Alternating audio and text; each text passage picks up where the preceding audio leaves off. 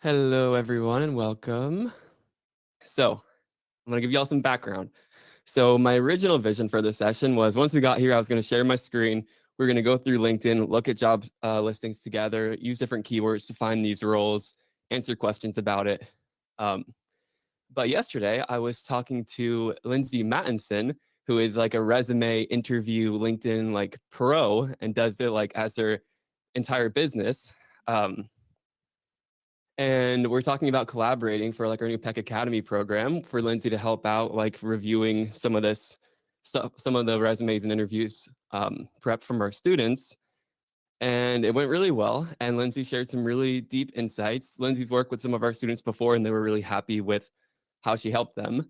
And I threw the idea by her. I'm like, I know it's really last minute, but do you want to come on this live event tomorrow at 10 a.m.? And Lindsey was like, yeah, sure, I can make that work. So Lindsey, if you want to hop on screen here.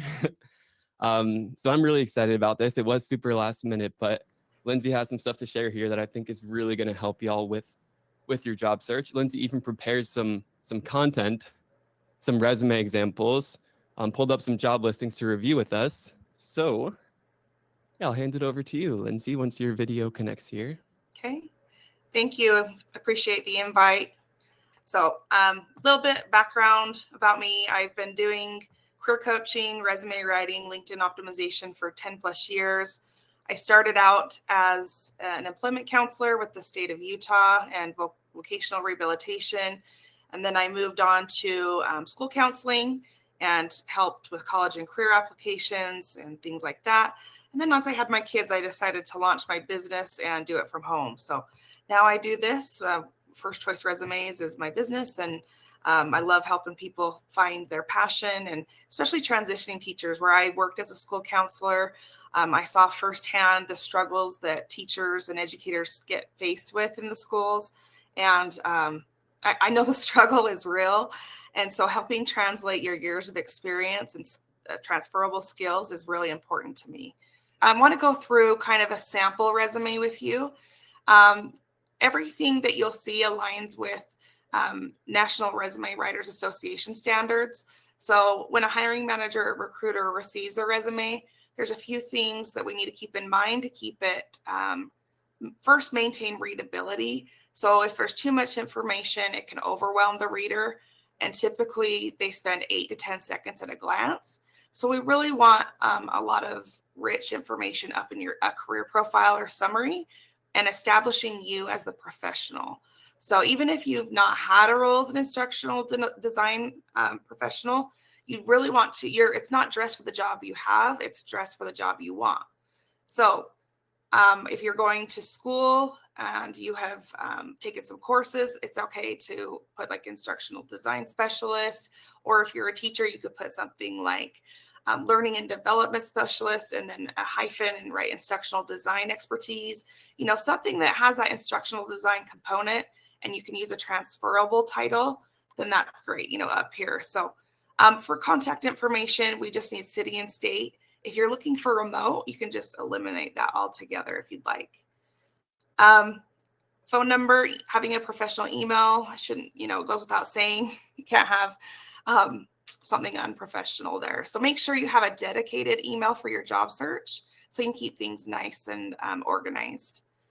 As you'll notice here on the LinkedIn, we have a hyperlink. So you don't need to list out your whole LinkedIn. Most folks just click and they open up your profile and they go to it from there. And same thing with your portfolio. So I assume that all of you will have up-to-date portfolio. So you want that front and center, so then they can take a look and see some of your work. On here, you'll notice that if I'm the recruiter or hiring manager, my eyes automatically go to the bold. I established you as this professional. These are the areas in which you excel in. So you have 3, I call it keywords. If you look at a job description, you can easily identify what that is and be able to tie that in what you excel in. All right, moving on to the career profile.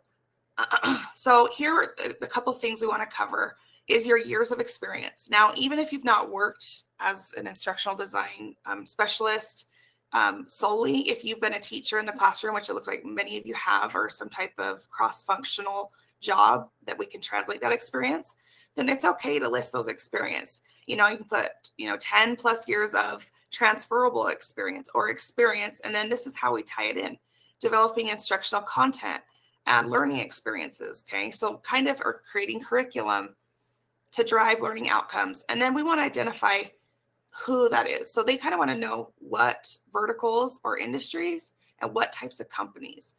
This helps establish scope to the reader of what you're capable of. So was it a small business, a mid-sized business, a nonprofit, a school? So give us a context. And then obviously, how many people did that support? If it was students you served or faculty, we want to really identify those. And even sometimes if it wasn't a school, you can identify the company. If it was a tech startup or another type of corporation, including like the annual income, like 9 figures with up to 400 employees that they supported. So that gives a good context for the reader.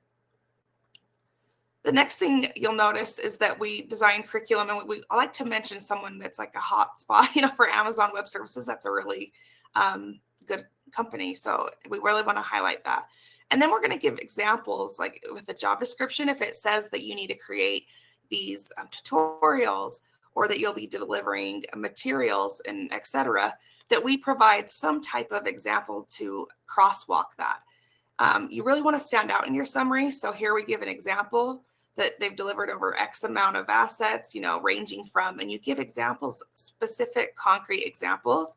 And if you can tie in an outcome that it did, increasing efficiency or learning outcomes, if there's some way you can user experience that you can tie that in, that's where you're going to add it. And then finally, I like to have 3 or 4 bullets. The first, like I said, years of experience, industries, and types of companies. And then here we talk about like cross-functional collaboration or tools you've used, what you've developed.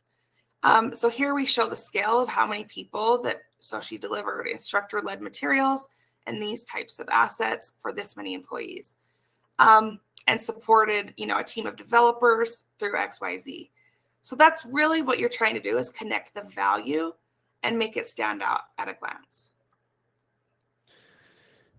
Nice. Okay. Also, I'm noticing that, you're very descriptive with the numbers and the types of deliverables. I can imagine a lot of these these keywords would be showing up in job listings, like e-learning courses, simulations, scripts, templates, Yes.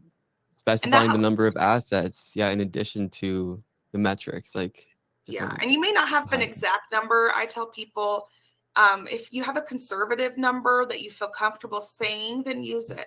It's not going to be this back and forth fact check. Okay. So if there's a conservative estimate or average, it's fine to put. So don't get too hung up on numbers. But what if someone's, sorry, go ahead. What if someone's done like you probably don't want to put I've designed 3 courses, or I've done 2 e-learning modules. So there's probably a minimum where you might want to leave it off, right? Yeah. So you would obviously, maybe if you talked about that you delivered multiple courses or tutorials that served maybe how many people or how many lines of product or business did that touch? Does that make sense? Or different touch points? Or maybe it increased page traffic if it was on a website. So you kind of have to look at how it was delivered, and then you can look at the stats. AI tools like ChatGPT are great. If you don't know how to measure a KPI for an asset or learning deliverable that you've created, ask ChatGPT, say, what are ways that I can quantify my impact as an instructional designer? Give examples. So that's just a great way to help you get started. All right, moving on. The next part, we want to have core competencies or areas of expertise section. Now, the whole purpose of this section, I don't go beyond 4 lines and I go left to right. You can use columns on the resume in this portion. I would not recommend columns on the resume and other areas of the resume. And the reason being is that large companies use applicant tracking systems, which I'm sure many of you are aware. Basically, it's just the tool or software that the company uses to manage their talent acquisition process. So from screening to interviewing to sending out offers, It's just basically their library. It houses your application. Now, part of that, the recruiter has access in the tools to be able to, find someone with 3 to 5+ years. They can use a keyword filter, just like you can do Control F on a document, and they can type in keywords. Doesn't mean that you won't get pulled up. It just means that they can pull up their search faster, if that makes sense. So you can rank higher than someone if you have keywords. Doesn't mean you won't show up, just means you'll be at the top of the list. So the idea of this section is not to include keywords that you feel describe you, but that are included in the job description you're applying to that you hold. So this section is fluid, meaning it can change depending on the job. But generally in this industry, you're going to have a lot of these same keywords. Great. Yeah, and I've been seeing some questions come through in the chat. Arij commented how this does look different than my template. A lot of people are also wanting this as a template. So yeah, in my conversation with Lindsey yesterday, our resumes usually do pretty well. They feature the portfolio front and center, and everyone who is using my resume template is usually completing a portfolio from our program, so it does pretty well.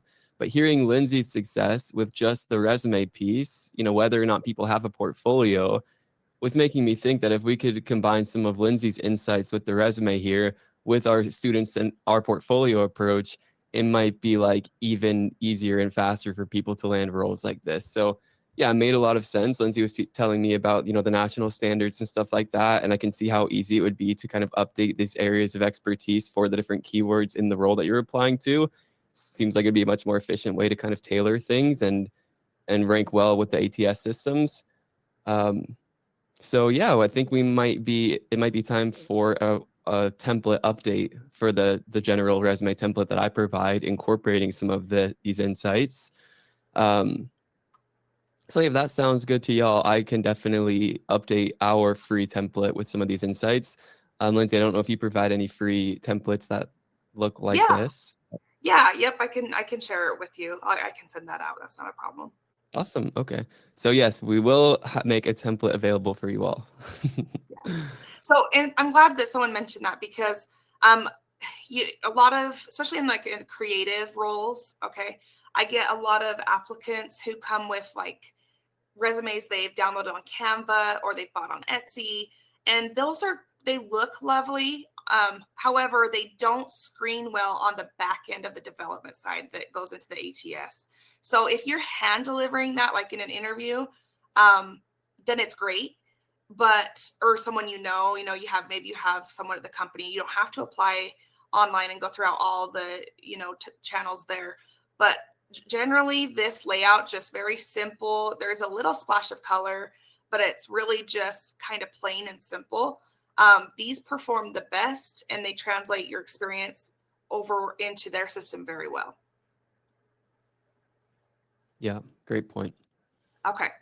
And then as far as the professional experience, okay, so I like to provide just a brief synopsis of the company. I just provide a link. So in today's digital age, hyperlinks are great on a resume. If you're not having anything that they can attach or look at, then, we got to look at that. So between the portfolio, or if you have other examples, feel free to add in those throughout the resume to, as evidence of your work, which is really important. So I just like to provide a one-liner about the company. So to show scope, maybe number of employees or types of products there. Okay, so you can just find that online. Now this next part, this one is not necessarily how it has to look always. Like I said, this isn't the only way your resume can look, but this is just a clean cut template to show you. So I recommend only 2 to 3 lines if you're going to do a little brief paragraph of basically the specifics of your role. Okay, so this would be what team you are part of or department. So you'll notice that this person developed learning or content for operations profiles within the trust and safety team. So here we know what she's developing content for whom and as part of what department. Next, what was she brought on to do? So perform quality assurance for these deliverables. So all the deliverables they'd have to bring, and then approve those. And then if there was a team size, you'd want to include the team size. or budget. Like, so if you have certain specifics about your job, like the types of products, you're gonna want to try and put that in here. Now, what I said, you don't want to overwhelm the reader, so we want to keep it short and succinct. But here you'll notice, like, we quantified. So if you can talk about like any types of projects and quantify those quarterly or yearly, or the number of assets you delivered, anything like that, that's what is going to go here. Okay. And you can actually put it like into bullets right here. You could do each one of these into a bulleted thing to make it so it's not a paragraph style, and then indent your achievements a little bit more. That's totally fine. All right. As far as the achievements, what we're doing is we're differentiating what you were brought on to do versus how well you did it. Okay. And we'll talk about you transitioning teachers in just a minute. There's some examples in this resume further down, and I'll show you how you can do that. All right. So here we want to have an outcome. If you lead with an outcome first, then that really catches the attention. And you can actually even bold. If you wanted to go through and take a step further and just on your achievements, bold the percentage or the outcome or value added, that really stands out quickly at a glance.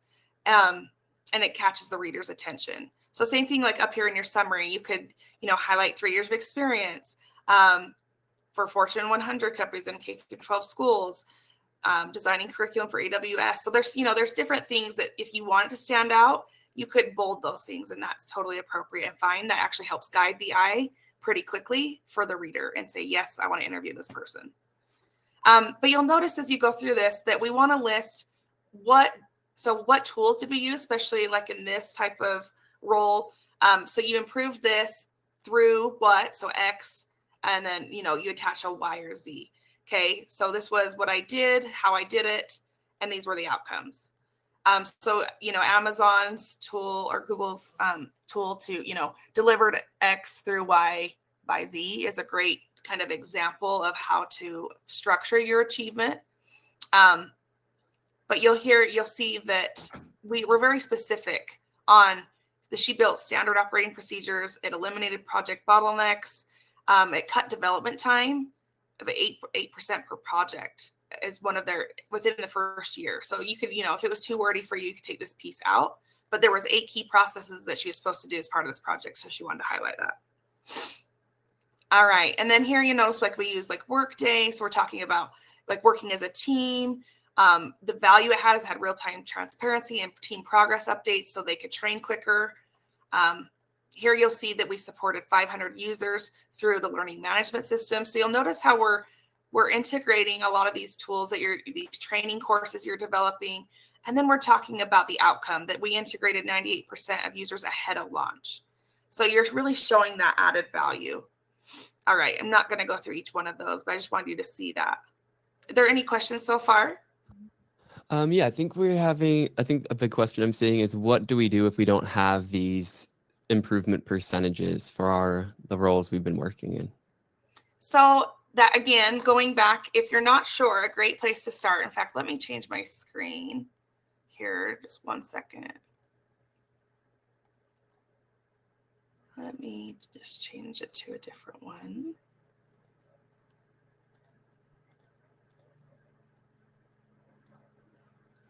Yeah, good questions, y'all. Keep them coming if you have any more. Okay, can you see my chat GPT up here? Not yet. Okay.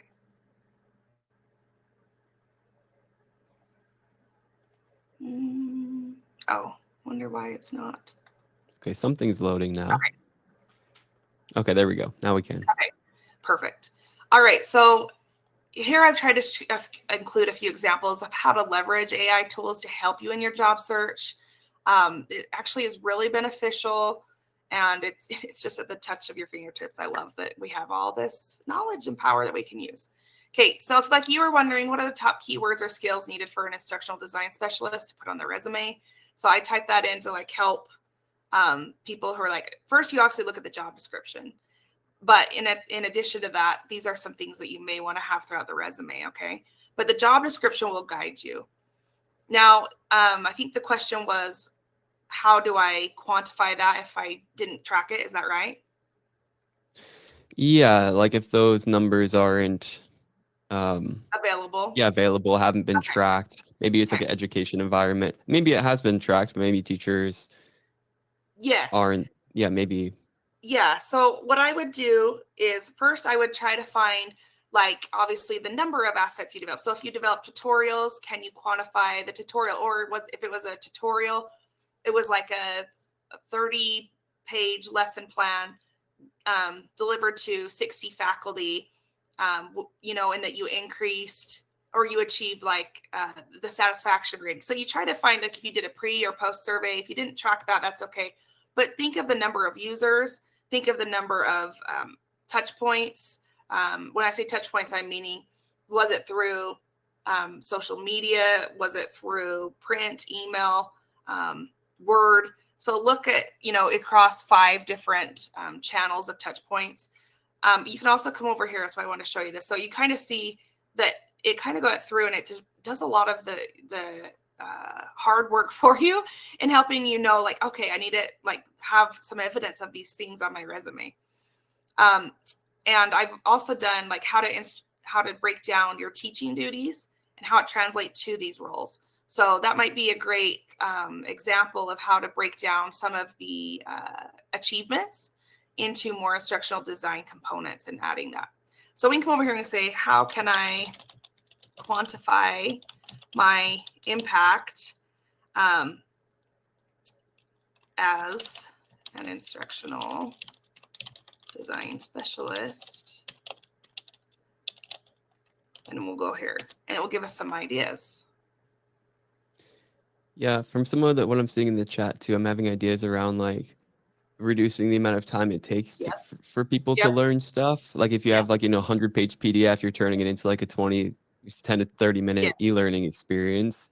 Maybe you could, talk about increasing, efficiency, reducing time to learning by X%, time to competency by X%. Something along those lines might help you get some good Yep. insights. Those are all everything. So you can see, like, can you measure user engagement? So some of these you would have to see that pre and post. Teachers have a lot of access to these things. If you weren't in an educational background, then looking at the time it took to do something, what impact it had, the number of departments. I always tell people, like, you can quantify cross-functionally that you worked with XYZ. And if, the ramp up time, so onboarding. So if it helped, improve how quickly someone was able to start an assignment, their work assignment, then that's great. So, or that's why I said like the volume and scope, this is what I was referring to, like the number of assets and the number across, this was a great example. This is kind of where my mind went to, but these are all great ideas. So I hope that helps. So these are kind of some metrics to track a request. I wanted to actually show you a live example of how to do that search, because it can really come in handy as you're doing your resume. What about if you don't have access to like the numbers anymore? Like, is it okay to like estimate? Yes, Like, does it absolutely. need to be Yes. an exact, I don't know if it No, needs to come exactly from like company systems in real time. Yeah. No. No one is going to sit down. I mean, I'm not telling you to make up some ridiculous numbers, but if you know your job, you're a professional, and you have an estimate or average, no one's going to be coming through and saying, where did you get this number? What they're doing is they're going to say, tell me about this. They're going to want to know what was your experience in doing that? What would you change? So they're going to talk about like the effectiveness and your problem solving skills, things like that. Great. Okay, this was really helpful. We're about 30 minutes into the session now. Do you think it's a good time to kind of talk about application strategy overall, and like maybe your approach to like how many roles are we applying to? Like, what do we do? Yeah, what roles are worth applying to? What do we do after we submit that application? Some of the insights you were sharing with me yesterday, I think would be really helpful for people. And then maybe after that, we can get into like looking at some job listings and talk. Absolutely. Yeah. Great. Okay. Let me pull this over to this side. Sorry, 1 second here. Back to tab. No worries. Okay. I'm just going to see if I can change this here. Yeah, if you wanted to share your whole screen, you could. Just whenever you come back here, we'll get the like infinity effect, but that's okay. People who come to these events a lot have seen me do that many times, probably. Okay. I didn't want to tweak them out. Yeah. Okay. So it's really important to have a job search strategy. Your resume alone will not get you a job. That's one thing people come to me, or even when they purchase a resume service, I tell them you have to get clear on your values, meaning like, do you value your independence or your freedom, your flexibility, like a better schedule? So you're willing to sacrifice a little salary because you have a better flexible schedule. So you need to really look at the types of companies you're applying for, their culture, talk to employees, get familiar with like Glassdoor reviews. That's the first thing, is to really know yourself and what you want out of this job. Okay. The next thing is to have an optimized LinkedIn profile. Okay. And what I mean by that is having a banner background. Okay. So that's customized and you can go onto Canva and create one. Okay. And be able to talk about like services you offer, or things that you deliver, like deliverables, the clients you serve, return on investment or outcomes that you've delivered. So anything it's the sky's the limit. You're very creative. Everyone in this profession seems to like have that creative edge. So having an optimized LinkedIn profile and headline. So you obviously want to have something about instructional design in your headline. And, so I kind of give this formula to people. In fact, I actually have a PowerPoint, but I won't pull it up right now. So you need to have basically the headline, job title. So the first thing recruiters are going to look for on their end is have a job title. So something with an instructional design. And then you want to have 2 to 3 keywords that align with the job. So something like curriculum development, eLearning. I'm just going to choose a few. And obviously like instructional design. Okay. And then you can take it a step further. You can only have, I can't remember exactly the characters. I think it's 220. But basically you can identify who you help. So you can say like, I help I help learning partners, or if it's agencies that like partner with schools, nonprofits, who it is that you help increase engagement or whatever it is that you're measuring. And then you can put by 2 times, or if you have like so many followers, you could list. A lot of you are starting out in this field, so you won't probably have a lot of followers, but you might be able to come up with something like that. And you actually could ask ChatGPT to like upload your resume to it and say, help me write a LinkedIn headline using this formula, and my resume, and it will help you do this. So that's actually a really good, helpful tool. Okay, so you'll have like a branding statement if you'd like. It's not a must. And then I always like to have a call to action. A call to action is like click below. Okay, so to learn more or to book a session. So like if you're freelancing or you have your own business, then you'd have a booking page below, right? Okay, let me see if I can pull one up real quick. Can you give me just a minute? Yeah. And I'm seeing a lot of questions about the networking piece as well. So I see that next bullet point. I'm excited for you to talk about that piece also. Okay. I think your strategy with that is pretty smart. I'm actually going to pull up someone's here real quick. Well, while I'm going to go on. Sorry, what was that? Yeah, I was gonna say that call to action might be a good place too to lead people to like your portfolio website. Yes, yes, exactly. Yep. Perfect. Okay, I'm not gonna waste time. It's not loading for me. But so let's talk about a little bit more about I mean, there are some examples I wanted to show you, but we're just short on time. So, okay. Come over here. So that includes the about section. So I could go on and on. Maybe that would be another time, but a clear about section, it identifies like who you are, so who you are, what you're looking for. So being clear, if you want your connections to know, there's a tool that you can use that says you're open to work, that you want to let recruiters only or your whole network know. So you can kind of be discreet or as open as you'd like. Okay, and then your strengths and your background, like a brief. And I have like a template. If that helps people, I'm happy to share that as like an intro. So happy to do that. All right. And what I mean by networking, so this is all part when I say it's not just your resume, it's having a job search strategy, is to look at the types of companies you want to work for. Like, are they like a publishing company, or, you know, what types of the educational partners. So you want to look at who works for that company. Is there someone that's an alumni, okay, that you can connect with? Is there someone in your own network you have a relationship with? And we want to identify those companies. I would make a list of 15 to 20 companies at least to start out with, of who you want to work for. Okay, like get clear about your target. Targeting is everything. If you have a clear target and you know yourself, then the rest of the job search gets a lot easier. A lot of people just kind of start putting out their resume and they're just hoping someone will bite. But if you're specific about what you're looking for and you start doing the research, then you can be you're going to have a smarter job search strategy, because you're not wasting your time. You're not getting burned out. You're not going to be getting ghosted as much, because you are having high quality output versus just quantity. So yesterday, this is something I talked about with Devlin.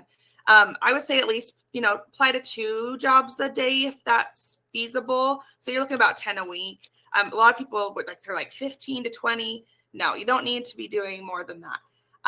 You could 10 to 15 would be the max I would suggest. Really, that 1 to 2 quality jobs of where you're looking for should do it. Like I said, 2 on the max, because you really want to save time for this networking piece and posting on LinkedIn, establishing a presence on LinkedIn. Now, you can actually look up the recruiter or hiring manager at these companies before you apply.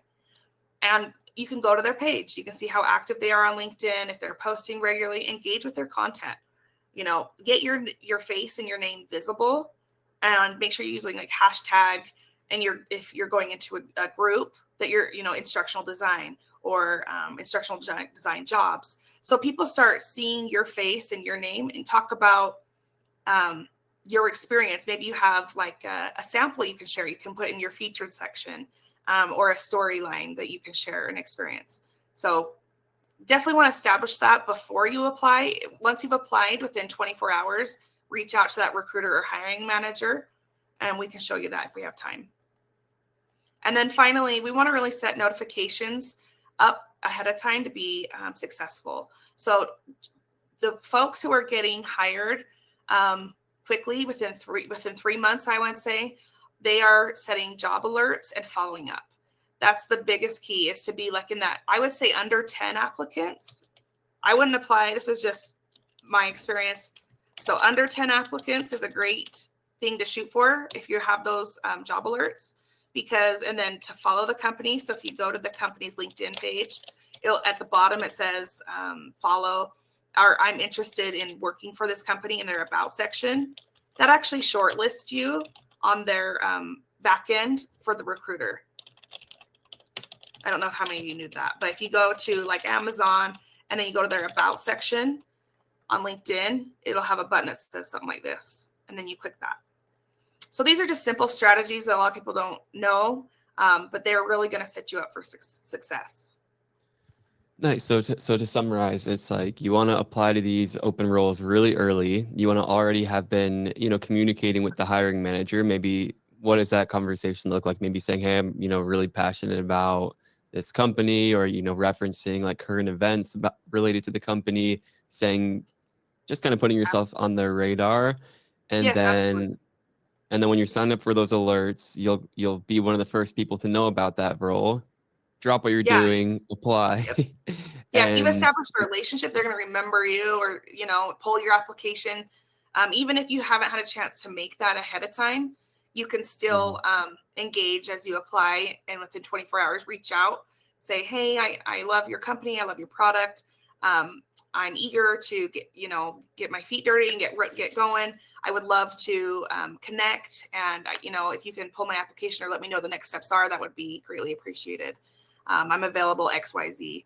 So very short, succinct, Very but to the proactive. point. Nice. Okay. All right. Yeah. So that obviously y'all can tell the difference if you're if you're looking at a pile of 100 resumes by the end of the week and you have someone who's already been reaching out to you and establishing that personal connection definitely could make a difference. So Yes, absolutely. All right. cool. Are there any other questions right now?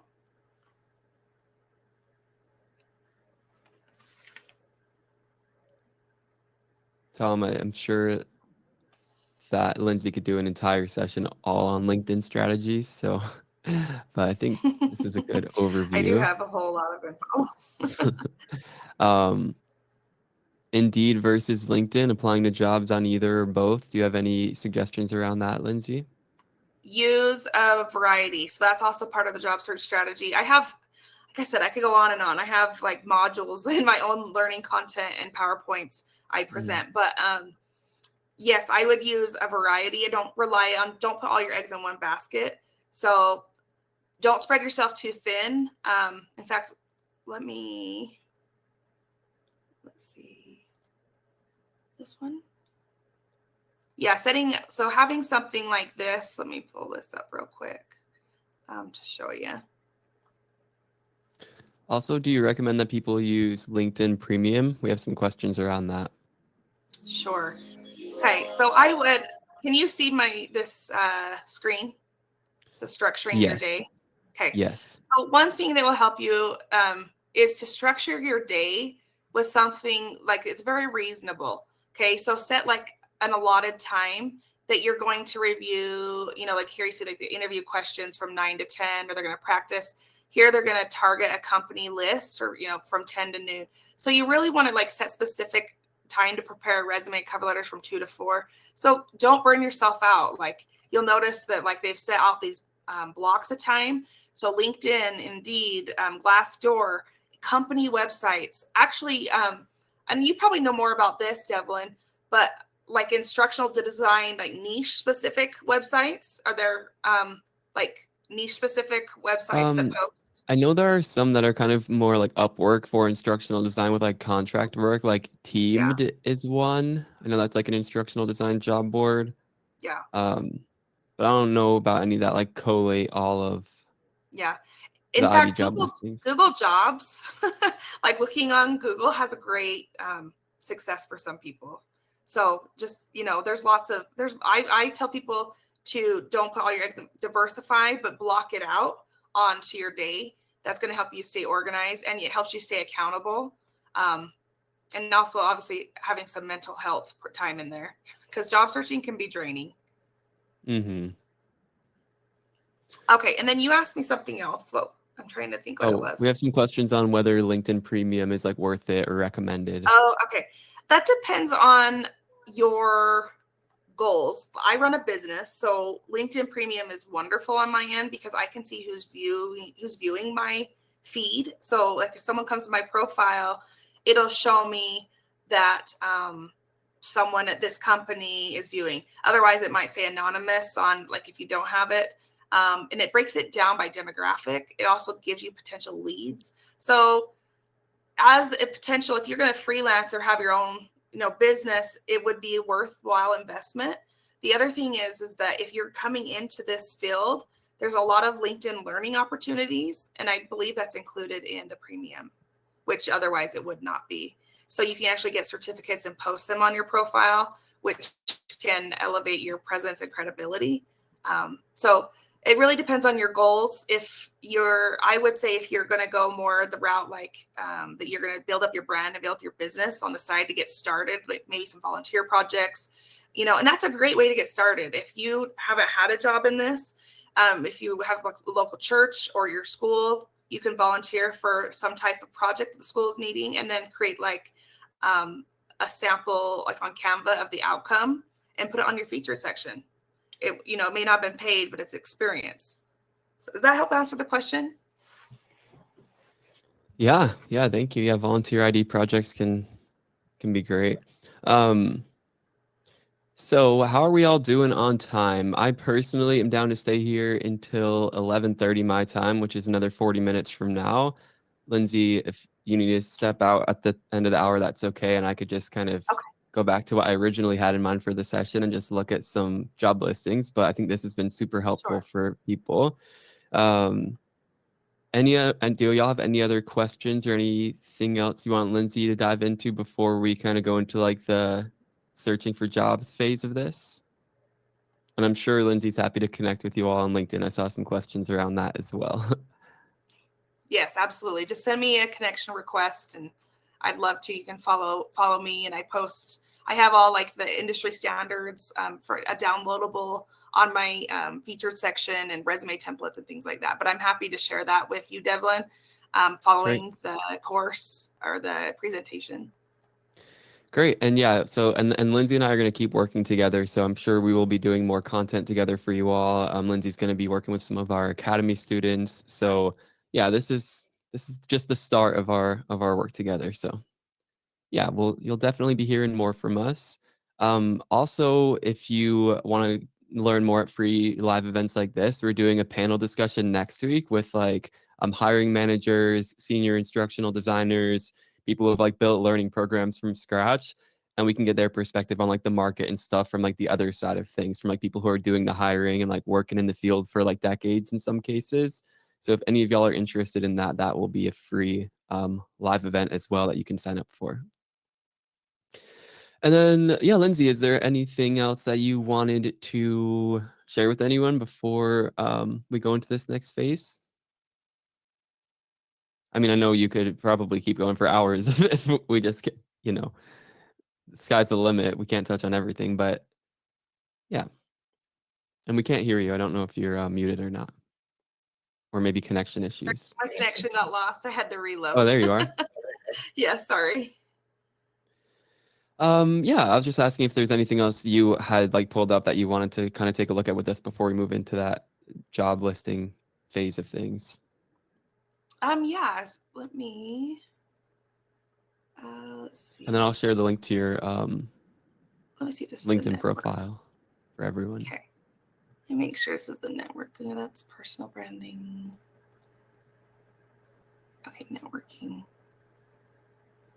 I'll just go. So I think someone had a question on networking. So let me see if I can answer it. All right. What specific networking question did someone have? How to network, what to say? I'm not sure. Okay. All Maybe they right. could No follow worries. up with you about that. Can you see my window here? Yes. Okay, perfect. So I'm just going to scroll through a few of these. So some, like we talked about, the professional networking sites like LinkedIn, Monster, Indeed. What I didn't cover was informational interviews. So if you are new to this field and you're still, because I noticed there was a good portion of people are saying, I want to get into it. One of the best ways is to dive in by talking to someone who does it every day. So Yeah, I finding love a that advice. professional, yeah. So if you can, someone you know, or just do a LinkedIn search, look for mutual contacts, and rather than just shooting out and asking them right away, maybe take kind of a more patient approach and first like their content, engage with their content for a week or two, then invite a personalized connection request. And then once they've had some back and forth with you, then you can set up like a 20-minute informational meeting where you say, hey, I would love to learn more about your success in your job and some insights that would maybe help me on my journey. Would you have time for a 20-minute virtual chat or coffee, and see what they say? And a lot of times, you want to have something to offer them, like you'd be happy to endorse them or write a testimonial, that types of things. If, send them a gift card, those types of things. But that's something that's highly overlooked, but it's very helpful for transitioning folks. Yeah, definitely. Yeah. So that's kind of what this one talks about. Like, try and have some meaningful connections before you make that next step of reaching out. Before that meeting, they'll ask you, what have you done so far? Where would you like to go? And how can they help? So you want to be more specific so this saves time and it's high value for the meeting. So that's just kind of it. And then this is kind of more of a conversation starter. Basically, I came across your profile or your most recent project or achievement. I was impressed by your background in instructional design. I have X years of experience in this field. I'm currently struggling with this, looking to pivot. As someone who's overcome something similar. So if you look for someone who's also been in the field, then that's a great person to connect with. Would love to grab 20 minutes of your time. Okay. That was a great template. Yeah. Yeah. So, and then something we also didn't talk about is with the job search strategy, finding a referral. So, we talked about the networking piece, but if you can get a referral, so once you've done an informational interview, you can actually turn that into a referral for that company. So nurturing that relationship is really important. And then you can highlight like 2 to 3 reasons why you'd be a good fit. And then they can vouch for you. So I hope that's been helpful. I mean, I have like tons of information, but yeah, no, this is really helpful. I'm glad you touched on that piece, especially since we were talking about networking. I think, that advice alone, if people take that up, can go a very long way, because then you're getting people in the field who are rooting for you and kind of like invested in your journey. So yeah, that's a great way to build those personal relationships in the field. I'll share my screen and I'll go through job listings with people, and we'll like look on Indeed and see where y'all want to take it for the last 35 minutes or so. All right. So cool. Thanks, Lindsey. Feel free to hang out and keep sharing your perspective. But if not, you've already shared a ton with us. So thank you again. And I look forward to collaborating more. Everyone. Thank you. I appreciate it, Devlin. I thank everyone for participating. You could, like I said, feel free to connect with me, and hopefully see you again. All right. Thanks, Lindsey. All right. So was that helpful? Did y'all like the surprise guests? It was really last minute, but I thought that bringing that perspective in from like an expert who like really specializes in that stuff might be helpful. Okay, cool. Yeah, sorry to switch it up on y'all last minute, but hopefully it was for the best. Cool. So we want to dive into resume stuff, right? Or job listing stuff. So let's see. So what are some good keywords for us here? So I talked about it a bit in my recent video. I think the like main one, right, is instructional designer. Obvious, and then remote is, there's such a big like return to office push right now. It really is quite unfortunate. My screen is backwards. That's not good. Okay, I'm gonna try doing this a different way then. That's not gonna work out for us. Okay, this should be better.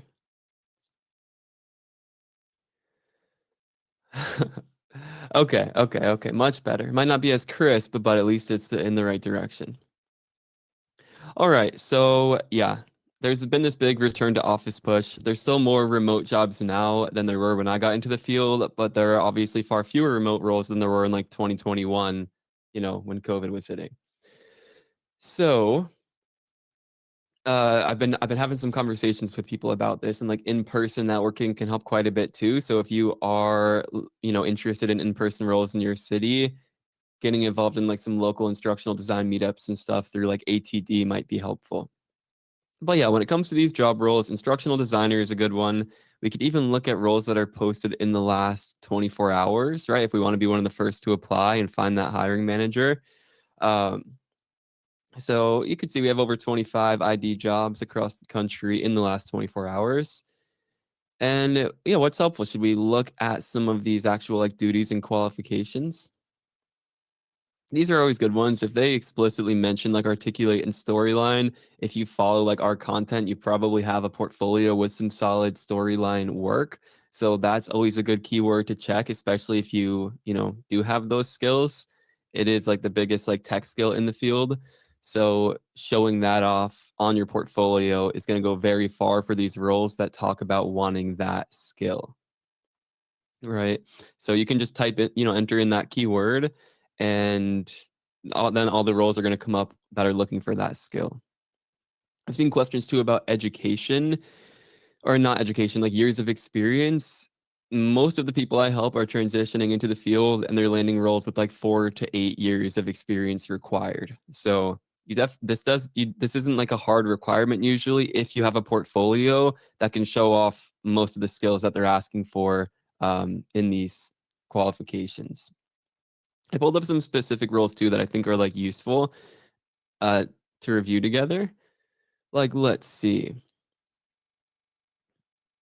You have expertise balancing highly technical learning objectives with strategies for learner engagement. So like when I see this, it's like if you have a portfolio project that is a little bit more technical and you have some solid learning objectives for it and you show that in your process write up, and then you let people experience the full project and it's like engaging and maybe gamified and like pulls people in, that's gonna obviously do really well for a role like this. And this isn't unique to this role, right? There's a lot of companies out there who have technical content and they want it to feel like fun or approachable or more engaging. And not a lot of instructional designers can do that well. So really solid skill set there. What would be most helpful to look at? Do y'all have any specific job listings you want to take a look at together? Build provider and client engagement with Alma's insurance education. Make recommendations for new tooling to encourage self-service.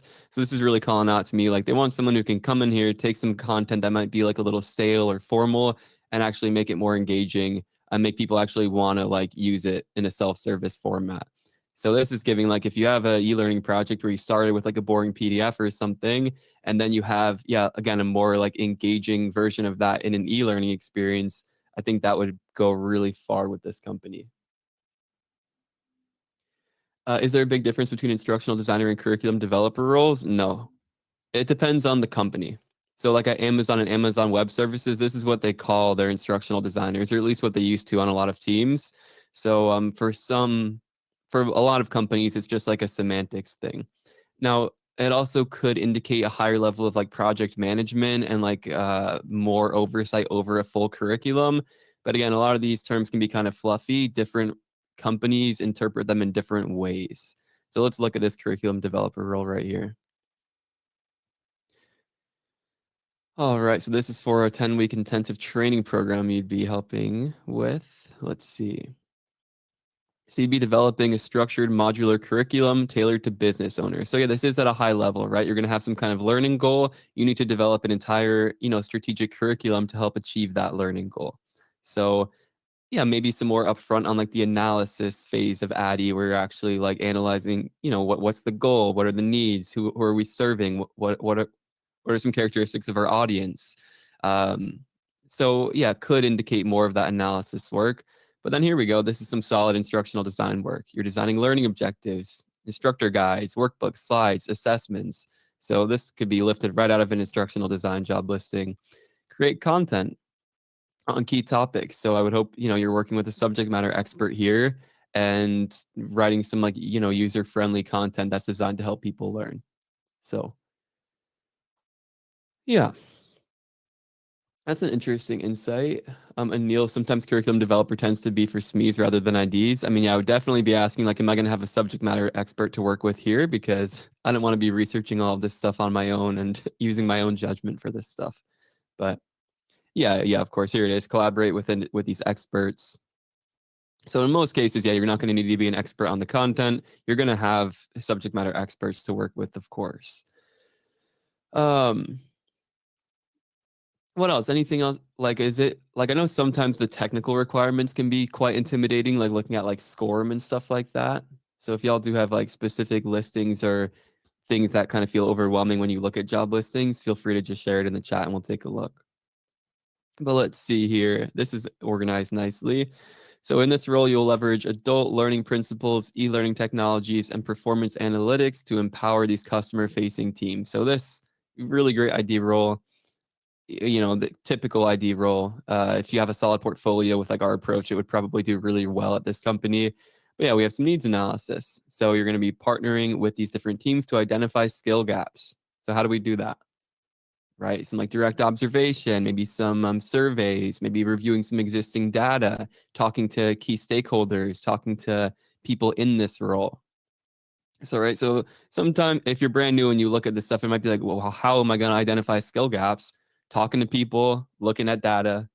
watching people work, using your problem solving skills. So sometimes things are worded like more intimidated, more, it sounds more intimidating than it actually is. Assess organizational needs to determine priority areas. So it probably wants you to have like a level of business acumen here. So again, talking to like some business stakeholders, figuring out what's important to the organization. Reviewing organizational goals and then figuring out how can you use your learning skill set to actually help achieve those organizational goals and like align yourself with the goals of the business stakeholders. Right. Okay. So curriculum and content development. Right. We're probably all familiar with this, right? This is like what most people think of when they think of instructional design, right? Actually designing and developing that content. I love this too. So again, if you follow our content or you're in our programs or anything, we put a heavy emphasis on scenario-based learning. So if you see this in a job listing, that's gold. If you're applying with like one of our kind of recommended portfolios, it's going to do really well compared to a portfolio that has a lot of like information heavy content on it. So yeah, incorporating those real world scenarios into the learning experience can definitely help with engagement. And then, collaborating with subject matter experts. If you're working as an instructional designer, this is almost guaranteed going to be a part of your role. So, and if you're coming from education, I'm sure you have experience doing this, maybe co-teaching, going to workshops, but you're basically working with someone who's an expert in a specific topic you might know nothing about. You need to get up to speed quickly. You're probably a solid learner if you're interested in this field, and you need to figure out how to take that content from someone who knows nothing about teaching or designing good learning and turn it into a format that's actually helpful for people to learn from. I'm seeing some portfolio chat in the chat. Do you want to transition to portfolio talk? Is this helpful for you all? Should we do something different? Because I could look at some portfolios with you all if you would like. I mean, portfolios that's gonna be the most valuable asset in your job search. That's always been my approach and strategy. Portfolios. Okay. So y'all want to send me some portfolios? I see Amita here shared a portfolio earlier. I opened it up. Here, I'll pull some up. Adam Johnson, nice. That's fun. Definitely attention grabbing on first impression. I'll pull up the showcase too. So this is a good resource to kind of see the portfolios of the people that like we work with one-on-one and stuff. If you want to see like kind of like our approach exemplified, what that looks like. But in my general approach to portfolios, and it looks like Amita followed it here, we talk about it in a lot of free YouTube videos as well as in our paid programs, is having a nice solid hero section where you can introduce people to who you are, maybe include a photo of yourself, and then have a really solid flagship project that's scenario-based, attention-grabbing. Feels more like a game or a simulation than like an info dump. It looks like Amita's following our suggestions here, right? You want to have a write-up. That's really important. I don't know if we have that process right up here. It looks like this is just going to link directly to the project. Yes, it does.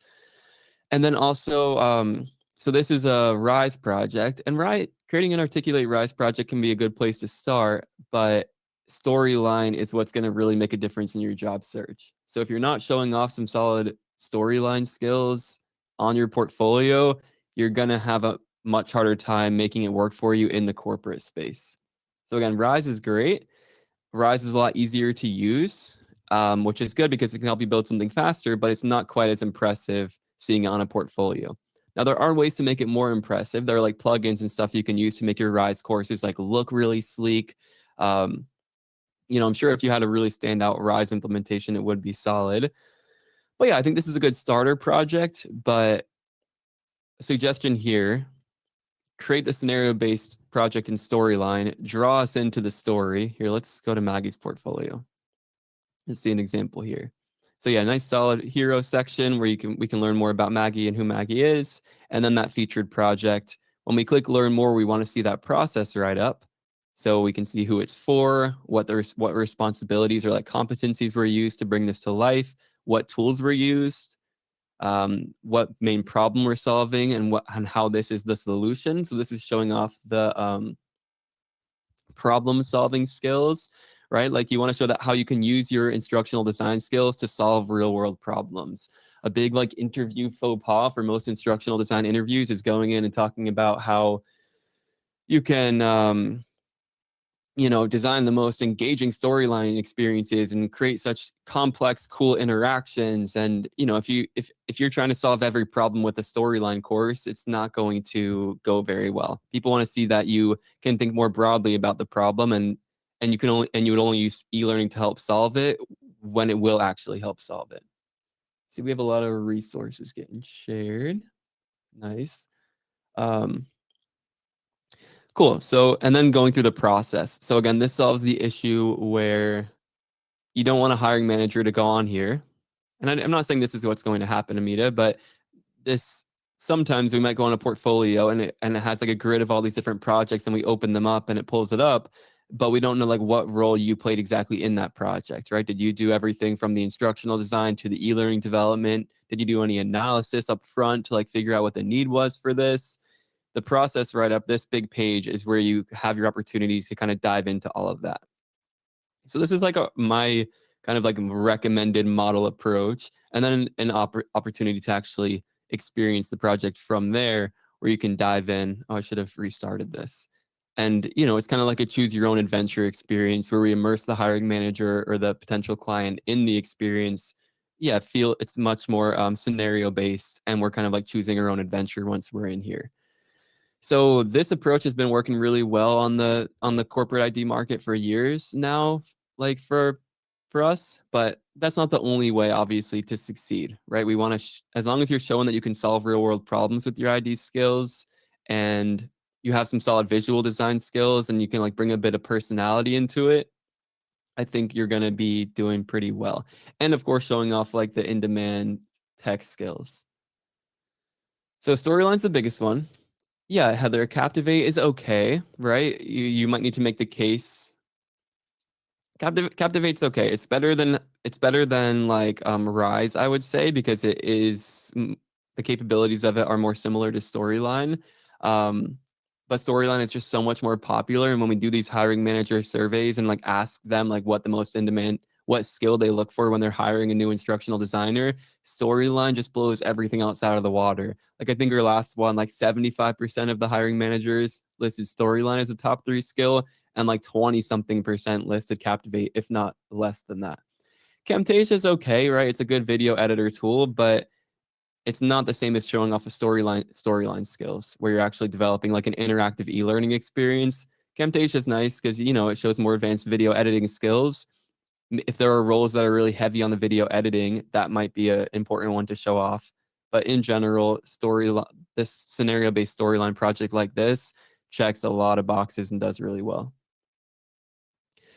Cool, but the pink is definitely bold here. So I think if you have opportunities to kind of like add some more personality and some more branding, like it's good to take them.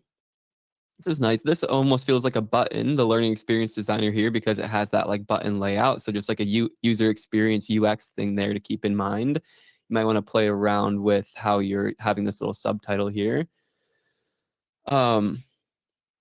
Nice. Teacher turned learning experience designer. I think too much about how people learn. I've taken boring, passive online courses to make better ones. Oh, I see. Yeah. So this is good. We can relate to this, right? I think it has some good personality in it. I like the copy here. It's attention grabbing. You could maybe introduce more hierarchy here, since it is kind of like a big paragraph. You could either split it up into another paragraph, maybe add some bold text, kind of like we were talking about with the resume, to signal like the most important parts of this. Because, if we're only looking at it for a few seconds, we might just kind of like scroll past it all. And you seem to have some good copy in here, so I wouldn't want people to like miss it.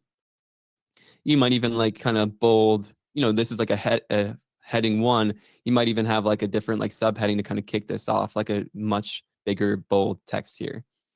Cool. How to write a 5-paragraph essay. So this is giving like, designed for students, designed for, not adults, possibly, with like the visual design here. How to write an essay, probably not something we're delivering to like a corporate audience. So if you are looking to continue to work with middle and high school students, this would be a good project to show off on your site. If you're looking for a corporate e-learning role where you're training adults, a project like this might hurt you more than it helps you. So I think that it's definitely suitable to still design education related projects if that's where you're coming from and that's what you know best, but design a new project or only show off projects that were designed for your peers, like for other teachers or for other, administrators, for other adults who work in the school system rather than students. So again, this might help if you're looking for a role that involves designing curriculum for middle and high school students, but it's might probably is going to people might you got to think about how you're branding yourself, right? So you want to brand yourself if you're looking for a corporate ID role, you want to brand yourself in that way. This might go against that, right? So someone might see this, oh, they're designing stuff for students, right? They're a teacher. This is giving more teacher than corporate ID. So something to keep in mind with the projects you include. And I'm sure some people might take the time and see, the learning design principles you're implementing behind this, but it would definitely be worthwhile to kind of revise this, change the topic, change the focus, make it for adults. Maybe make it about writing a good, uh, design brief or design document, or summarizing data, summarizing uh, learning evaluation data, something like that might be better. So. Okay, this is interesting. This is a little technical, right? I'm passionate about XAPI. Okay, this is good. We have a solid problem here. The audience seems more aligned with the corporate audience.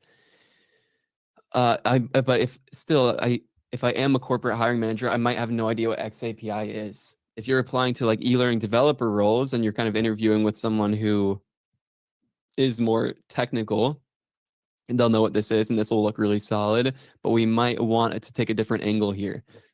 So instead of a proposal to implement XAPI, maybe a proposal to collect or make it more about like collecting the learning data, or about creating like a deeper evaluation strategy for e-learning experiences. Make that the thumbnail, and then XAPI is just like the way in which you're doing it. So that would just be a way to kind of make your project more approachable to people who might not be familiar with XAPI, but still drives right at the value you're actually providing with that project. Job aids. So you have a lot of projects on here, so you could probably take out some of the student stuff, and even that alone might make this more solid if you're looking for corporate roles. How to give constructive feedback. Yeah, you could probably frame this even in the same way you did here. So maybe a problem is that, managers are having a hard time giving constructive feedback to their employees, or, you want employees to give peer feedback to one another, and you're using this to help guide that. So you can use some, storytelling to kind of create the frame for this stuff. And then I don't know if we need so many of these, right? We might want to frame it as like a problem, a solution. Here's a job aid I used to help solve that. These all look kind of similar. I don't know if we need to have them for all the different topics. All right. Okay. Yeah. Going deep into this one, but hopefully some of this is helpful more broadly. Oh, wow. And this is all on your homepage. So we might want to break this up a little bit. Oh, wow. Okay, yeah. So this would probably want to be on its own page for each one of these projects. We want to have their own page with like a button, kind of like what you saw here, to kind of keep it more organized. At the bottom of your homepage, you might want to have like a call to action to like contact you or something. Let's see what Maggie does here. Oh, just like the LinkedIn at the bottom. Yeah, testimonials and social proof are really good. I saw here on Amita's portfolio, we have some social proof. You could probably add like headshots. I think would be nice here. Maybe you could do like a 2-column layout. So like the visual layout of this, we could work on a little bit. I also, oh, that was a button there. Cool. Okay. How are we doing? Should we look at another portfolio site? Any questions? I've been just kind of like in like portfolio review mode for a while here, but all right, share another portfolio link. Oh, okay. Ambika. Any questions about what I've talked about so far on any of this stuff? Is it stuff y'all already knew, or anything useful? Oh yeah, let's talk about that. So updating a portfolio when you've been working for companies where you can't display the work because of an NDA, yeah, you're not going to be able to share that work, right? So you can create a similar project with that type of subject matter, with that kind of subject matter, but more like generally to solve a similar type of problem. So, but without using like company specific information, you can kind of talk about it to whatever level will be acceptable. So I've done stuff like that before and help people do that, where it's like, yeah, I would see what's acceptable, right? So ask your team or your company, like, if you can show off a couple of screenshots. Now, if it's completely locked down, you're just not going to be able to do anything with it. If I've had people where they're working for like a subcontractor and doing a lot of work for an end client. The end client loves the work. The subcontractor is super happy with you for creating that work. And you can ask for permission to the subcontractor, be like, hey, are you and the client okay with me showing off some screenshots of this and talking about the process generally on my portfolio site? And they might say yes. They might say, well, let us review it first. But yeah, that should be fine. And then they'll review it. They might have some feedback. So yeah, ask, see if there's any wiggle room or flexibility, but most likely if it's really locked down, you're just going to need to create something different. And if it was a really like impressive project that you want to talk about in interviews, I would kind of build out like a little piece of it, like a little proof of concept that would actually be engaging for a hiring manager to experience. Again, talk about the project broadly, use more like generalized publicly available content to design your sample project and put that on your portfolio. So then when people ask about it, it's like, oh yeah, this is just a little demo I did, but it was inspired by a much bigger project I did at my last organization where we did X, Y, and Z and achieved these results. So that's kind of my approach to it. It's like do a little mini piece of it just to get the conversation going so you can lead into the bigger confidential operation you did. Yeah, so you can talk about it during an interview. All right. Interview questions. Oh man, I don't know if I can get into that over the next 9 minutes. I know I have some videos about it, but basically be really comfortable talking about your instructional design process. I think there are a lot of questions around that. That question can lead to opportunities to share your screen and show projects that you've worked on, which really does well in interviews. What I'll say too, looking at some of these job listings and what's really helped seal the deal for me and some of the people I've helped is creating a mini like sample project, basically customized for the role. If it's a role you're really passionate about, you obviously can't do this for like every single role because yeah, it takes time and y'all have like jobs and stuff out here. So you can't just be like creating new custom sample projects for every company you apply to. But if we look at some job listings, like sometimes you can tell from the job listing exactly what they're looking for. And if you can create a learning experience for that, it can really seal the deal. Just popping back over here, like, this one wants who you are. Okay, you are comfortable with tech, often an early adopter, have extensive experience with CRM tools. Experience with an LMS such as Docebo is a huge plus. So if I saw something like this and this was like my top choice role, I would, spend a few hours at night if I could. I know some of y'all have families and stuff, but if you can, creating something on Docebo, right? Like this, the LMS platforms aren't very difficult. Most of them have free trials. Put your course in Docebo, talk about like how you enrolled students in it, right? Feature that on your site, or even just get started on it and kind of send it to the hiring the hiring manager, the person who will be interviewing you. But creating little custom things, spending a couple hours on it of your own volition can go really hard. And I mean, yeah, self-starter, I think that would kind of touch those points too. So just an idea. And obviously it's hard when, you're going through application processes and they're like requiring you to do sample projects on their own. Like, sometimes it can feel like they want free work from you. But for me, it felt kind of empowering sometimes when I felt really good about a potential project. And I went on their website, got inspired about creating a specific type of interaction. and then using their assets and stuff to like build a little learning experience, like saving photos from their direct site, maybe rebuilding a page from their site to make it like more interactive and like gamified and fun. Stuff like that has done really well for helping me close deals, to show people basically what's possible if they work with you and getting them excited about it. Any other questions?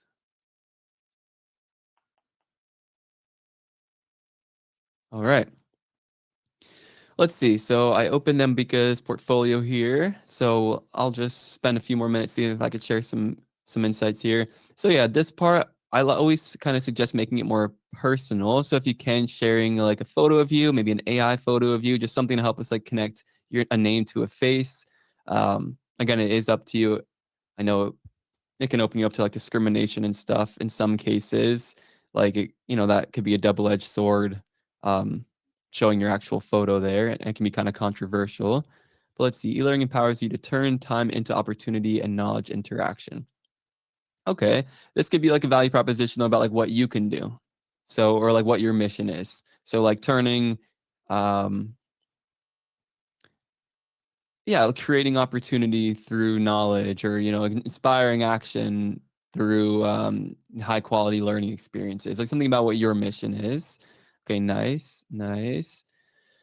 What I do, so I think here, you kind of want what you do to be incorporated throughout like every other section. So like your H1, your H1 here, your first heading, that's going to kind of speak to what you do. Here's a really good opportunity to feature a project, right? Because if from your resume, if someone's going to your portfolio, they want to see your work, they want to see what you're capable of, they want to see if you're using these like in-demand skills, they want to see if you can create this professional quality work. So that's what you want to highlight front and center. That's why in these sample portfolios, you're always going to see like who we are, and then immediately give people an opportunity to dive into one of your projects and kind of experience it for yourself. That's what's going to seal the deal for y'all. Is having that project there. And yeah, you don't want your work kind of hidden over here. We want to feature it on the homepage. Nice though, you have the process right up. That's good. Cool, you got some graphics to support it. I want an opportunity to like dive into the project, like maybe have some visuals so I can know like what the project actually is, like at a glance, right? Because people aren't gonna be like reading everything; they're gonna be like scrolling and skimming. So that's why visuals and stuff are nice. Let's see. And then I would have all of this under just like a my portfolio page, especially because, these are all so similar: learning experience design, instructional design, curriculum development. They're almost like synonymous. So you could maybe have the titles be more about like what the focus of the project was. Cool. I hope this was helpful for y'all. I'm going to stop sharing my screen. Those are some preliminary portfolio reviews. I didn't expect to kind of dive into any of those today, but we're just taking this session where it wants to go. So yeah, I'll answer some questions if y'all want to hang out with me for a bit. But yeah, the job market, it's competitive right now. People who are kind of putting these steps into practice are succeeding within a few months. So it's very possible to succeed. It's probably harder to succeed on your own or without a solid portfolio than it was before, just because, there are a lot of people looking right now. But it is very much possible if you have, 3 to 12 months to kind of really commit to this. It's not going to be a matter of probably just sharpening up your resume and then walking into an instructional design role. There is going to be some very real upskilling involved if you are working on the transition. So not as easy as it used to be, but with the resume techniques, the networking techniques, and with that solid body of work on your portfolio to back you up, success is pretty inevitable, because people do want IDs who can show off these skills and have these skills, know these principles. So very, very possible to succeed right now. Someone is asking if an instructional designer does all parts of the ADDIE process. Some do. Most do the 2 Ds. So a lot of instructional design roles are focused on design and development, where there are, people will be coming to you with training requests or with courses that need to be built. And then it will be on you to kind of design the learning objectives, create the learning activities, and actually develop any assets you need. But it varies a lot. Yeah, analysis and evaluation can get neglected, but they are some of the most important parts of the process if you can implement them at your organization. Yeah, I just want to shout out to, as our session's coming to an end, that next week we are doing that ID expert panel. So we have some really solid people coming to that who can talk about the job market, working in the field, yeah, share insights over like decades of experience instead of like, several years. So if you are kind of getting into the field, that will be a really good session for you. And then if you do want to work with me and my team and like work one-on-one with us and go to workshops every week like this, where we review your deliverables, we are launching the first cohort of our Peck Academy program. That's our licensed career school. We have like an advisory committee, like a tuition refund if you don't get hired within 6 months of graduating. Applications are opening on May 15th. So next week on Thursday, we're opening up applications for our first cohort of that. That's what our bootcamp program has evolved into. So if you do have a budget for this transition and you do want to kind of get that one-on-one support, it is like a 9-month like certification program. So you can learn more about that at peckacademy.com. All right. So yeah, it's been 90 minutes. I don't want to kind of get too into the weeds now. I need to go and eat some lunch or something, but we will definitely get right back into it next week. We'll answer your questions then if we didn't get to them now. And we'll have a panel of like 5 to 8 people and we'll get some really good insights. So thank you, everyone. I hope to see you next week. Good luck on your journey and we're happy to help along the way.